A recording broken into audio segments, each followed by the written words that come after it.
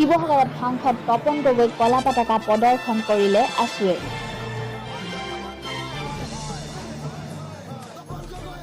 প্ৰাক্তন আছুৰ নেতা তথা বৰ্তমানৰ বিজেপি সাংসদ তপন গগৈক আজি শিৱসাগৰত কলা পতাকা প্ৰদৰ্শন কৰাৰ লগতে আৱৰ্ত ভৱনত ঘেৰাও কৰি ৰাখে।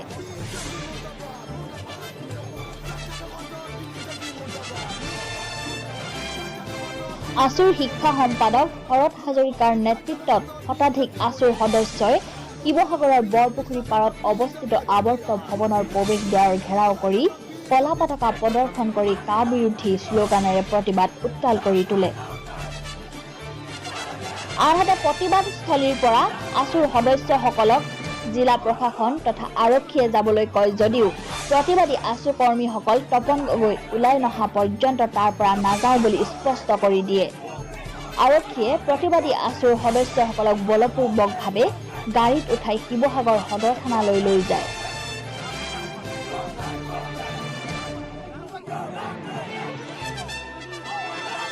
প্ৰাক্তন সতীৰ্থৰ হাততেই এইদৰে আজি প্ৰতিবাদৰ সন্মুখীন হ'ব লগা হয় সাংসদ তপন গগৈ। শিৱসাগৰৰ পৰা দৰথী চেতিয়াৰ ৰিপৰ্ট, হেল্ল' অসম।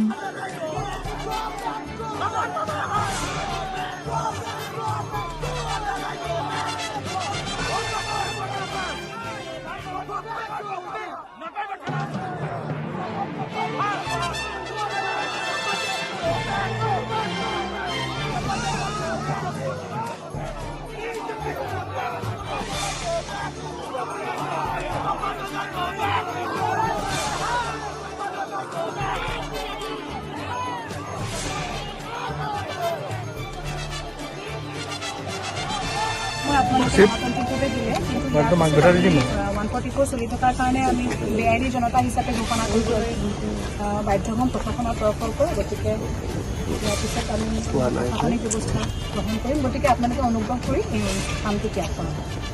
আমি সাংসদ তপন গগৈ আমি আজি কলা পতাকা প্ৰদৰ্শন কৰিছোঁ আৰু তেখেত ওলাই অহালৈকে আমি ইয়াত অৱস্থান কৰিম।